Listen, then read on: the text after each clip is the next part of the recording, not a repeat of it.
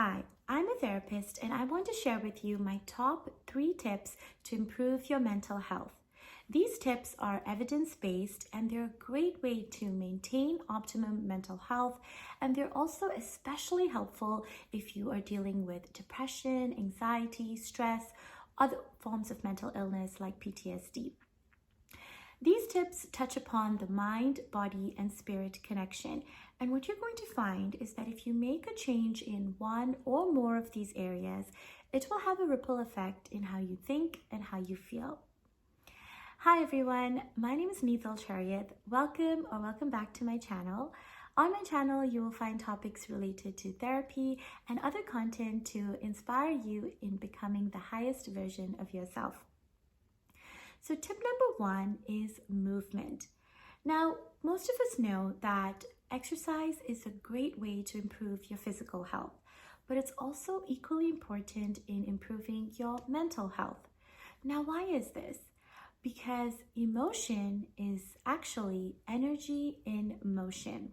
So the E in emotion stands for energy.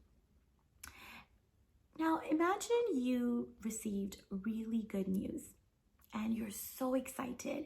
What do you feel like doing in that moment? You probably feel like jumping up and down. You maybe feel like dancing. You can just feel and sense that your energy levels have changed.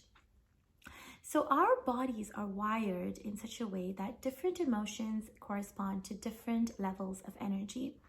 So if you're feeling down or depressed, you probably have low energy. You may even be struggling to get out of bed in the morning.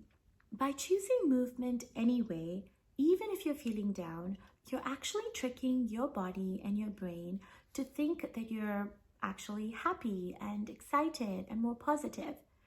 So even if you don't feel like choosing a movement like dancing or exercise, you want to do it anyway. And those feelings will actually catch up to that behavior once you complete the behavior.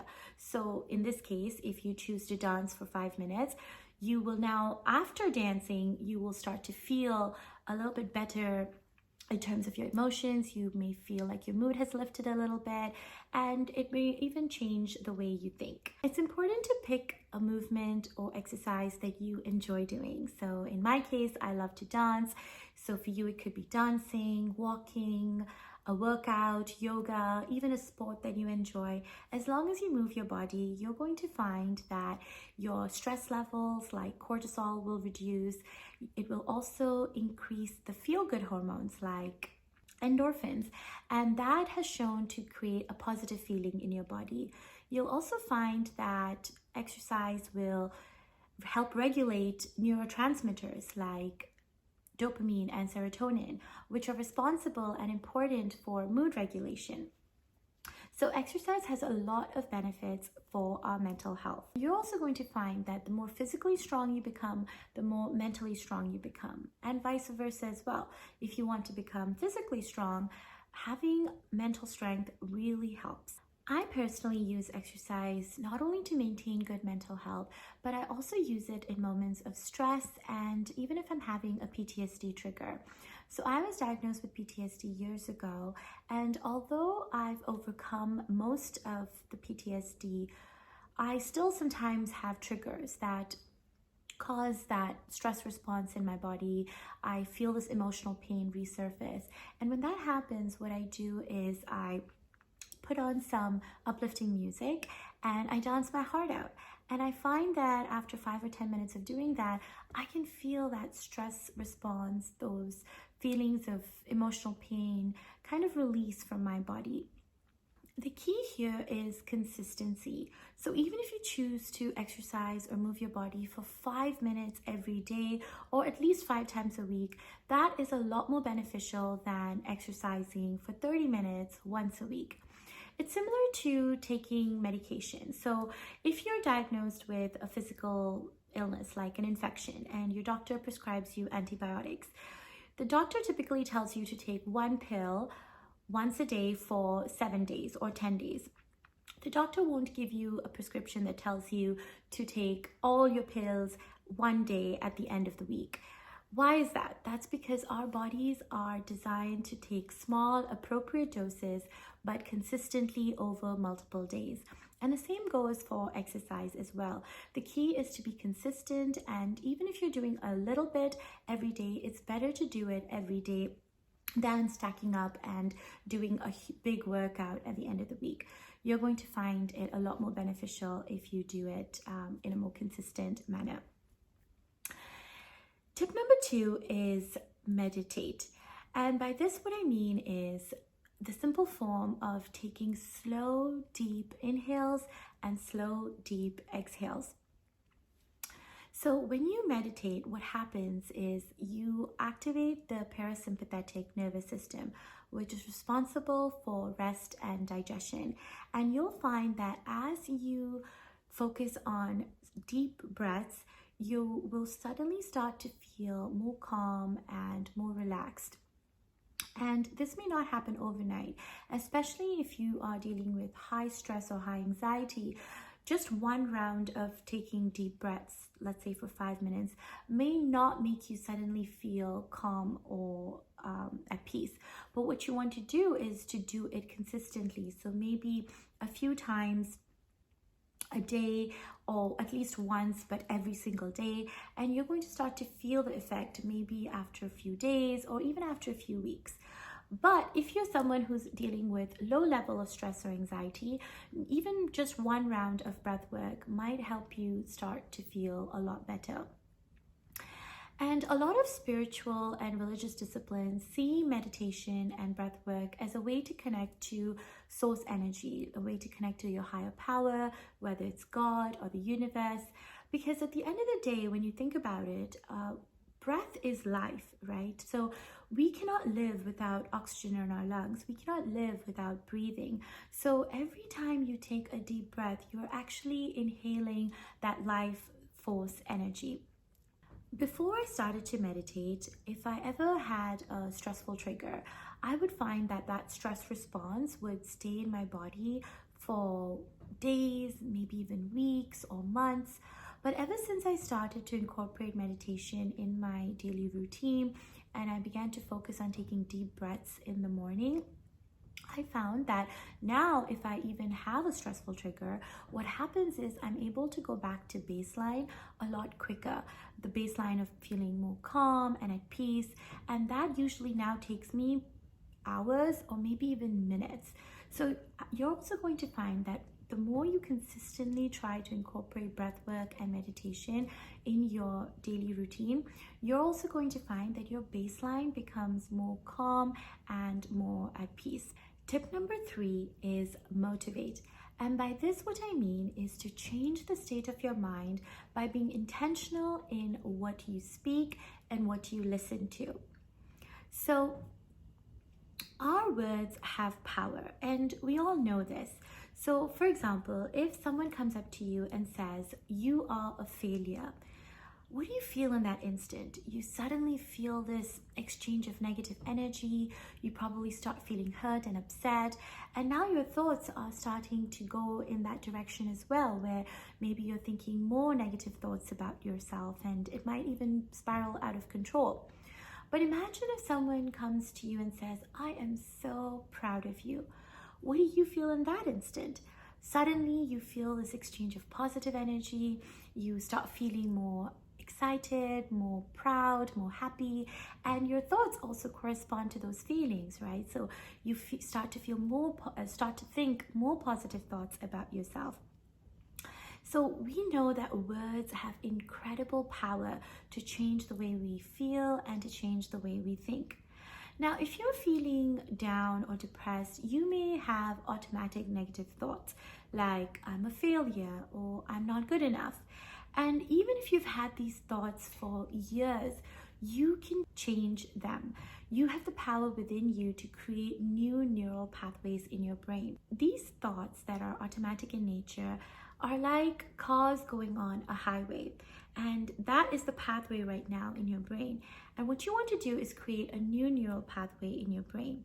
So how do you do this? Now, this can be a bit more challenging compared to the other two tips that I shared, which is around movement and meditate, because in this instance, you need to actually use your mind to change your mind. But you can do this through the power of your mouth and through the power of your ears, by choosing what you speak through your mouth and by choosing what you listen to. So even if you have these defeating thoughts like I'm a failure or I'm not good enough, you don't want to give it life by verbalizing them. So instead, you want to speak that which you want to believe, okay? So you want to say things like, I'm so proud of myself for how far I've come. I am resilient. I'm glad that I show up every day. I am an overcomer, etc., right?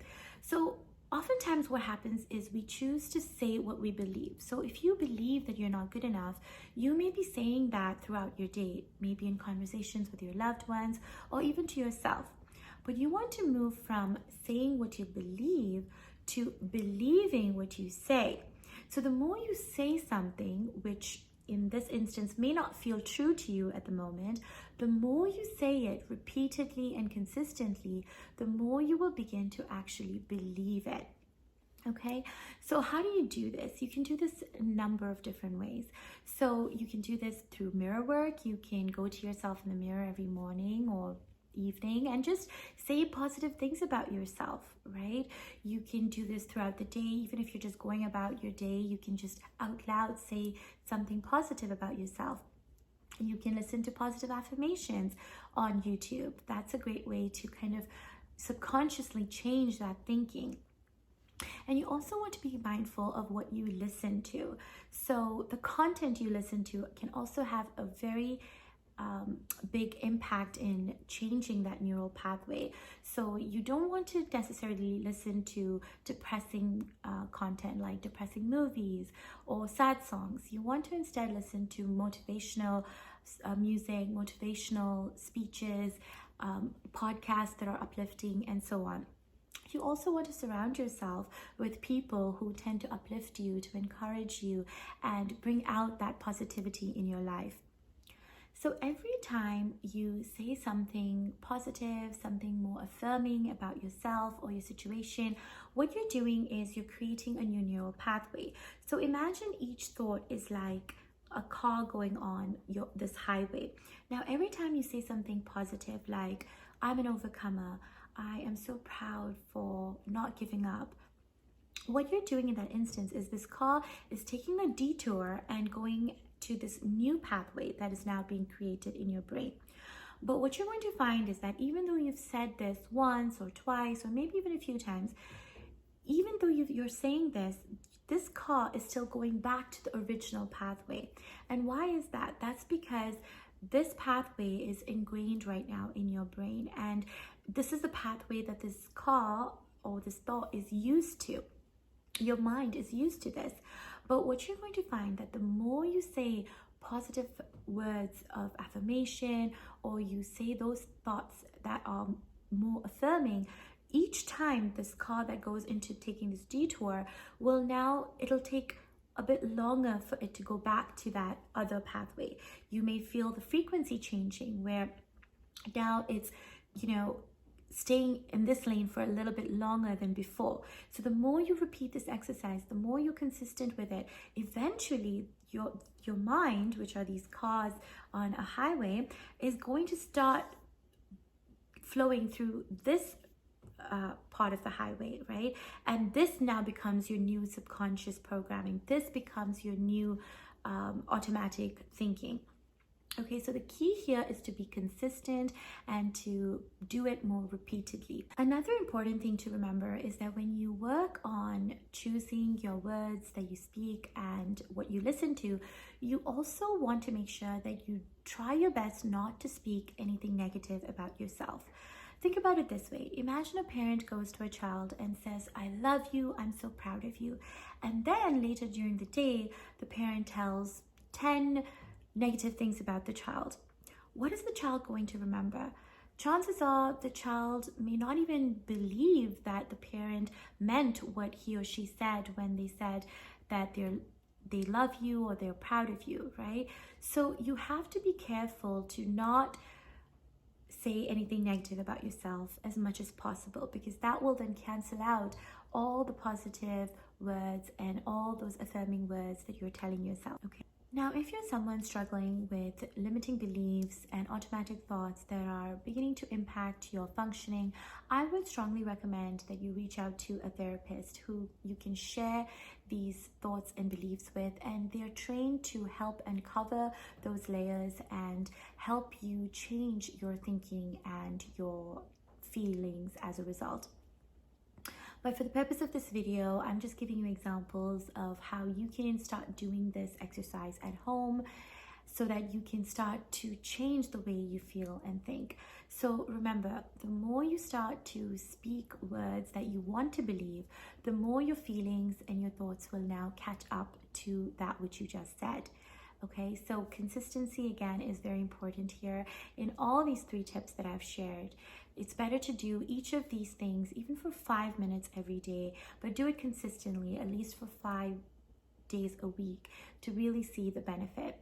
I hope you found these 3 tips on movement, meditation, and motivation helpful in improving your mental health. If you found it valuable, please like and share the video, and consider subscribing to my new channel so that we can grow this community together. I'd also love for you to share in the comments if there was anything that I shared in this video that resonated with you, or any other thoughts you may have. And I encourage you to pick 1 or more of these 3 tips and do it consistently, whether it's for 7 days or 10 days, and come back to this video, and I'd love for you to share in the comments how you feel. Do you feel that your thoughts have changed? Do you feel that your feelings have changed as a result? I would love to hear from you. Thank you so much for watching this video, and I look forward to seeing you in my next one. Until then, keep shining your light, because the world needs your light. Bye.